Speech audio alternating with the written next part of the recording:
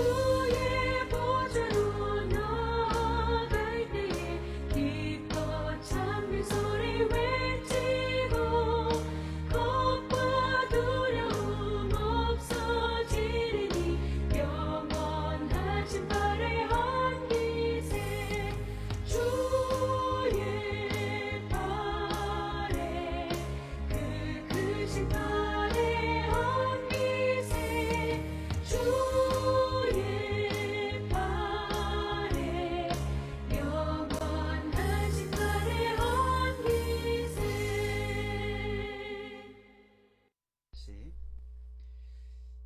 2022년 3월 2일 수요일 군산제일교회 새벽기도의 말씀입니다. 2022년 3월 2일 군산제일교회 새벽기도의 말씀입니다.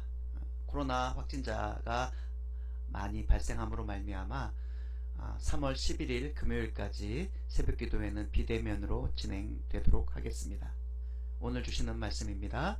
여호수아 20장 1절에서 9절까지 말씀입니다. 구약성경 여호수아 20장 1절에서 9절까지의 말씀입니다. 말씀을 읽겠습니다. 여호와께서 여호수아에게 말씀하여 이르시되 이스라엘 자손에게 말하여 이르기를 내가 모세를 통하여 너희에게 말한 도피성들을 너희를 위해 정하여 부지 중에 실수로 사람을 죽인 자를 그리로 도망하게 하라. 이는 너희를 위해 피해 보복자를 피할 곳이니라. 이 성읍들 중에 하나에 도피하는 자는 그 성읍에 들어가는 문 어귀에 서서 그 성읍의 장로들의 귀에 자기의 사건을 말할 것이요 그들은 그를 성읍에 받아들여 한 곳을 주어 자기들 중에 거주하게 하고 피해 보복자가 그의 뒤를 따라온다 할지라도 그들은 그 살인자를 그의 손에 내주지 말지니 이는 본래 미워함이 없이 부지 중에 그의 이웃을 죽였음이라. 그 살인자는 회중 앞에 서서 재판을 받기까지 또는 그 당시 대제사장이 죽기까지 그 성읍에 거주하다가 그 후에 그 살인자는 그 성읍 곧 자기가 도망하여 나온 자기 성읍 자기 집으로 돌아갈지니라 하라 하시니라. 이에 그들이 납달리의 산지 갈릴리 게데스와 에브라임 산지의 세겜과 유다 산지의 기럇 아르바 곧 헤브론과 여리고 동쪽 요단 저쪽 르우벤 지파 중에서 평지 광야의 베셀과 갓 지파 중에서 길랏 라목과 므낫세 지파 중에서 바산 골란을 구별하였으니 이는 곧 이스라엘 모든 자손과 그들 중에 거류하는 거류민을 위하여 선정된 성읍들로서 누구든지 부지 중에 살인한 자가 그리로 도망하여 그가 회중 앞에 설 때까지 피해 보복자의 손에 죽지 아니하게 하기 위함이라. 아멘. 오늘 주신 말씀 여호수아 20장 1절에서 9절의 말씀으로 악순환이 아니라 은혜로 선순환해야 합니다 라는 제목으로 말씀을 증거하도록 하겠습니다. 오늘 말씀은 도피성에 대한 내용입니다. 도피성은 의도치 않은 살인을 저지른 사람들을 위한 그런 하나님이 제정해 주신 그런 보호지였다라고 말할 수 있습니다. 3절 말씀을 읽어보겠습니다. 부지 중에 실수로 사람을 죽인 자를 그리로 도망하게 하라. 이는 너희를 위해 피해 보복자를 피할 곳이니라 말씀하셨습니다. 바로 또 5절도 한번 읽어보겠습니다. 피해 보복자가 그의 뒤를 따라온다 할지라도 그들은 그 살인자를 그의 손에 내주지 말지니 이는 본래 미워함이 없이 부지 중에 그의 이웃을 죽였음이라. 아멘. 도피성의 제도는 살해당한 사람의 가족이나 친척에서 당연히 행해지고 있던 보복살인을 지연시키고 정당한 재판 과정을 통해 살인의 그런 악순환을 끊어내기 위한 하나님의 마음이 담긴 그러한 구원의 제도였습니다. 살인을 저지르고 도피성에 들어온 사람은요, 누구든지 재판을 받거나 혹은 대제사장이 죽을 때까지 도피성에 머물러 있을 수 있었습니다.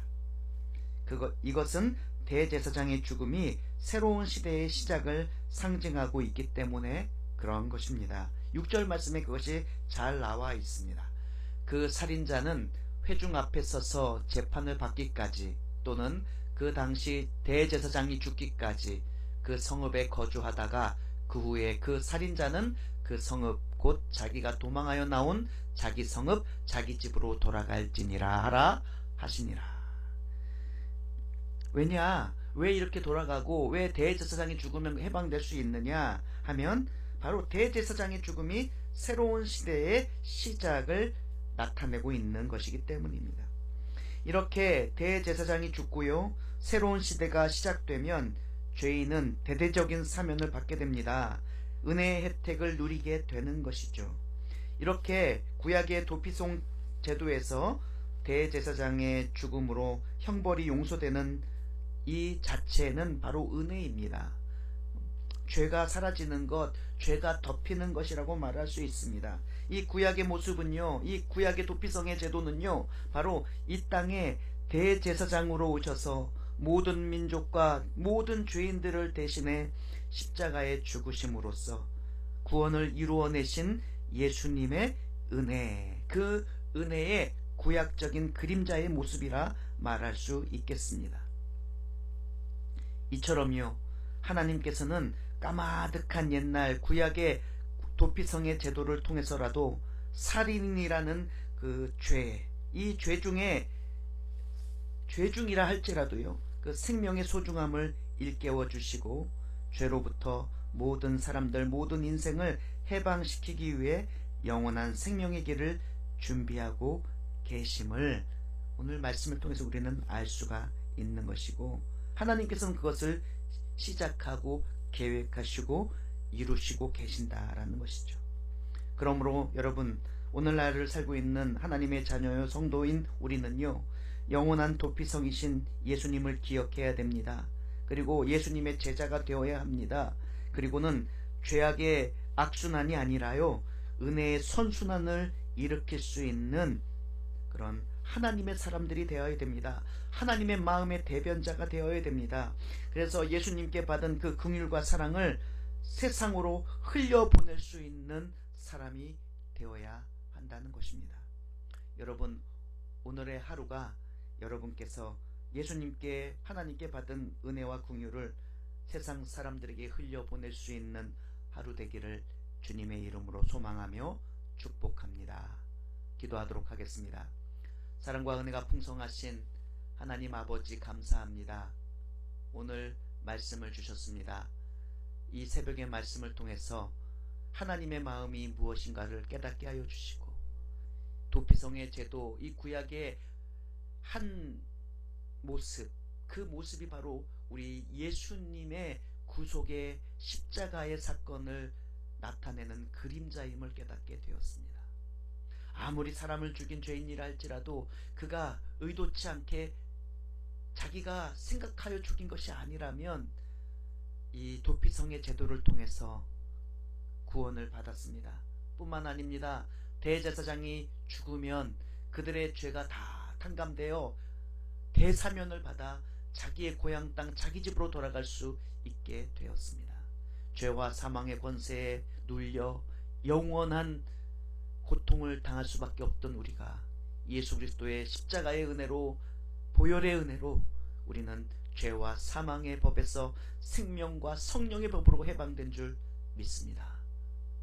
해방된, 죄에서 해방된 구원된 자로서 하나님 아버지, 세상을 향해 긍휼과 사랑을, 그것도 주님께서 주신, 아버지께서 주신 그 긍휼과 사랑을 흘려보낼 수 있는 우리 모두가 되게 하여 주시옵소서.